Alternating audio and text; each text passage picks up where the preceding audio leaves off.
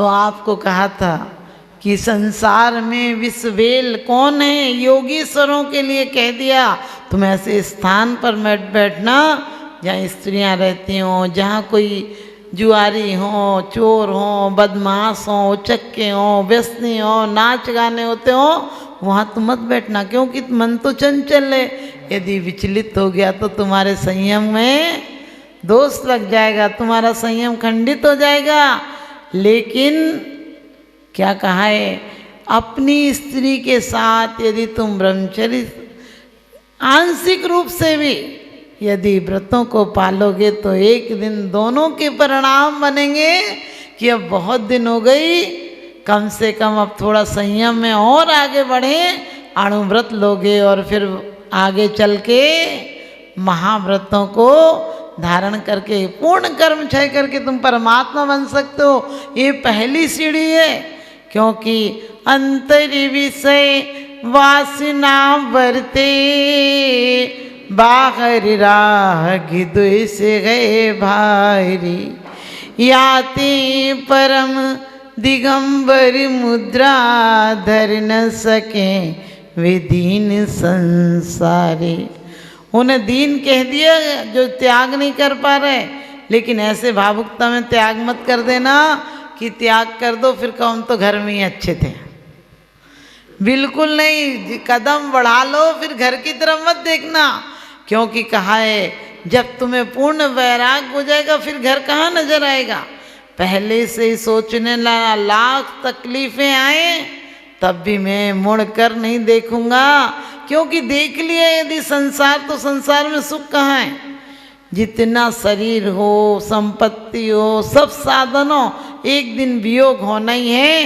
तो जब भेद विज्ञान आ जाएगा तो दृढ़ वैराग उत्पन्न होगा, माने दृढ़तर होना चाहिए। वैराग आ जाए फिर क्या, अरे वो बहुत अच्छी लग रही है, क्या लग रही है, शरीर है, काया है, ये तो मिट्टी है, चाहे पीले रंग की हो चाहे काले रंग की हो, नाम गोत्र कर्म का जैसा बंद कर रखा है वैसे नक्शे मिल जाएंगे, और वेदनी का जैसा बंद कर रखा है तुमने, जितना क्षय उत्सम कर रखा होगा आपको पता है, वैसा आपको सुख और दुख मिल रहा है यहाँ पर।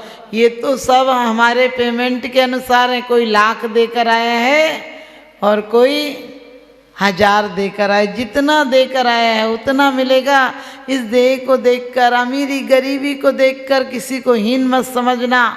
शरीर से सुंदर नहीं हो तो ये नहीं कह रही यार तो अच्छा नहीं लगता, इससे तो बात करने की मन नहीं करता है, ऐसा मत सोचना, क्योंकि आत्मा तो सबके अंदर तुम्हारे जैसी है। लोग कहते हैं माता जी धर्म में हम क्या करें, हमने कि जो व्यवहार अपन को अच्छा नहीं लगता वैसा व्यवहार किसी के साथ मत करना, बस धर्म की शुरुआत यहीं से हो जाएगी।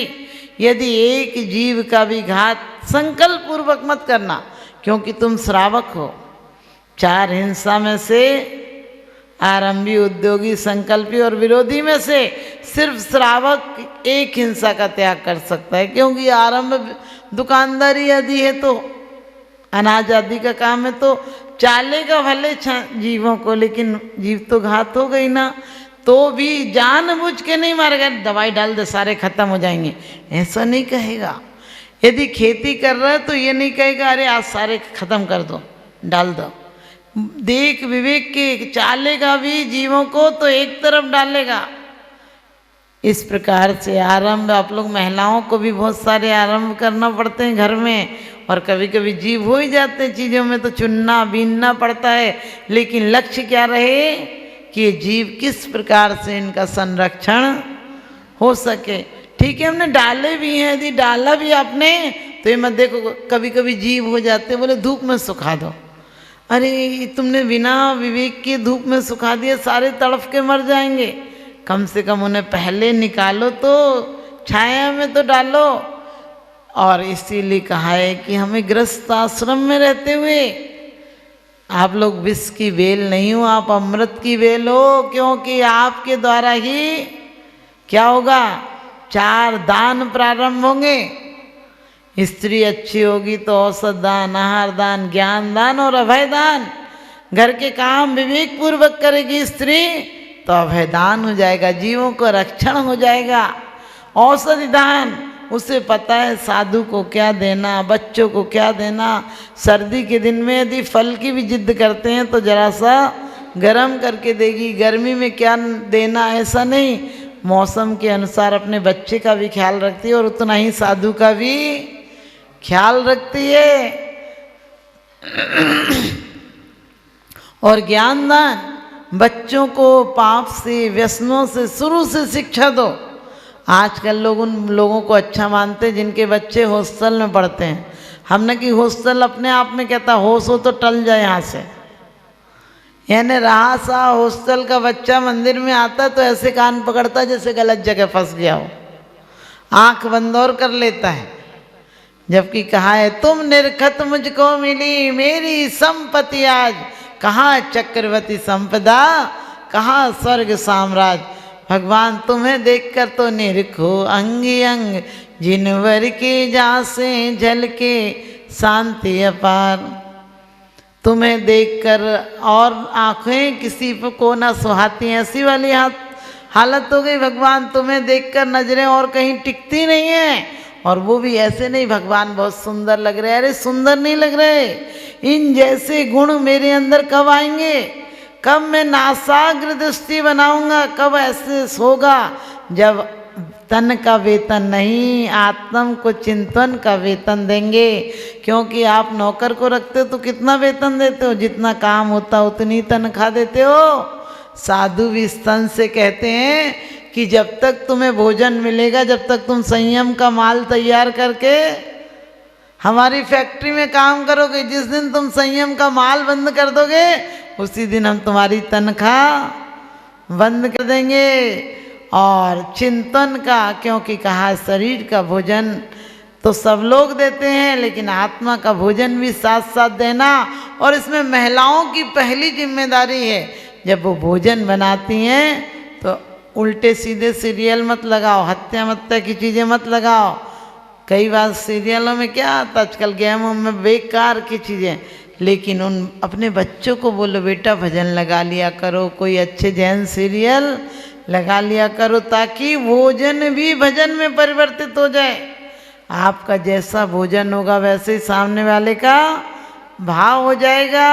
अरे मुनिराज जैसे तक अशुद्ध आहार कराते हैं तो हार उठाने का भाव आ जाता है, लेकिन तुरंत जंगल जाते हैं विचार आता है मैंने ये क्या किया, मेरे क्या काम का।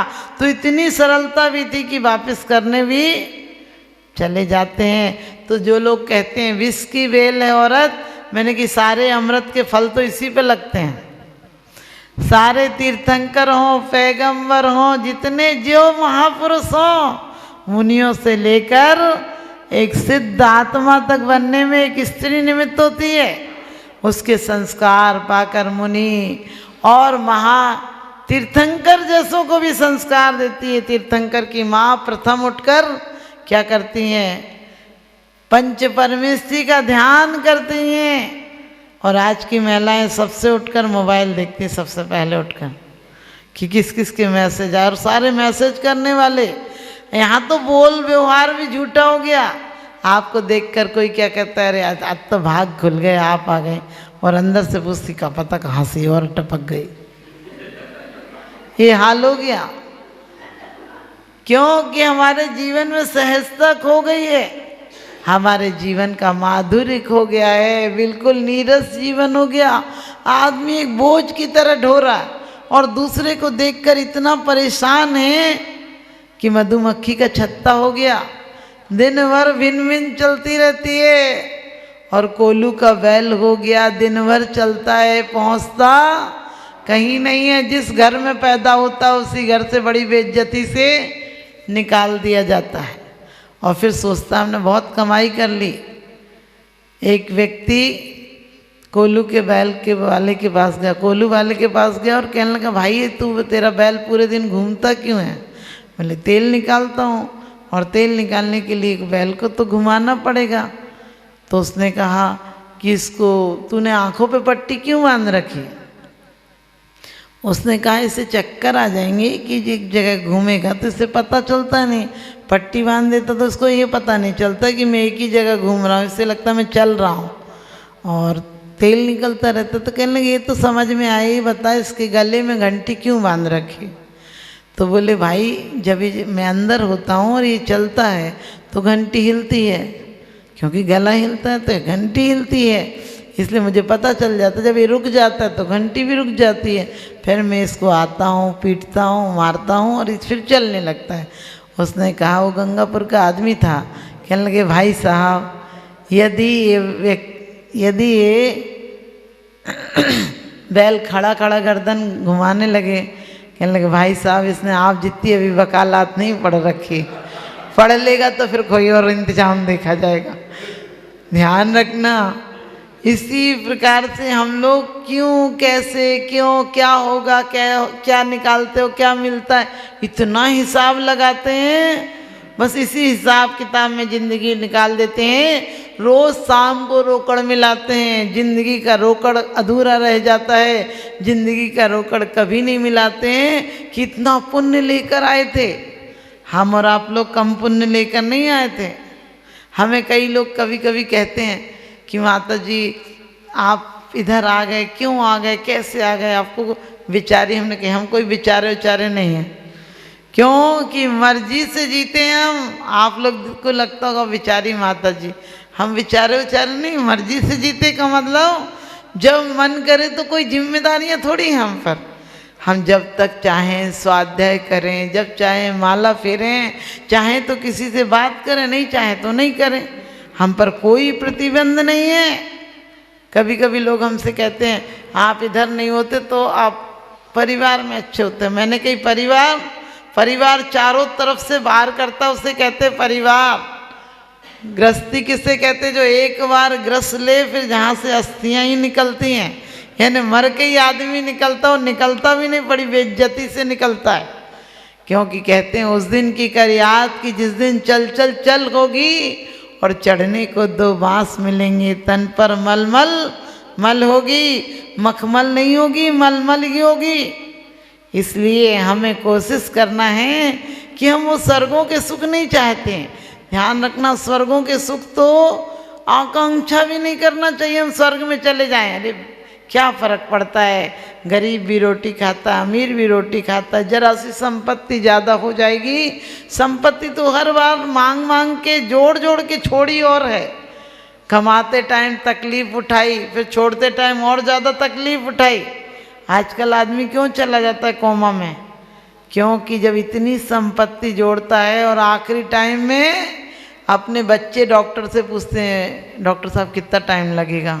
सोचो कितना धक्का लगता होगा कि हमने इन बच्चों के लिए लंबी उम्रों की कामनाएं की थी, मंदिर में जाकर एक डॉक्टर जैसे आदमी से पूछ रहे कितना टाइम और है। हम और आप सबको धक्का लगेगा। इसलिए हमें वो शाश्वत जिंदगी पानी है, वो शाश्वत आत्मा को मुक्ति दिलानी है कैद से, चतुर्गति की जेल। क्योंकि पंचम गति मिले शुभाशुभ का मैटो लेखा। हमें वो पंचम गति चाहिए जहाँ शुभ और अशुभ दोनों से ऊपर उठ जाता आदमी। आप कहोगे पाप बुरा होता है, पुण्य तो अच्छा होता है। मैंने कही पाप भी बेड़ी है और पुण्य भी बेड़ी है। पुण्य के फल में आदमी फूल जाता है और इसके टाइम में पाप के उदय में कूलता है, यानी रोता है, पछताता है।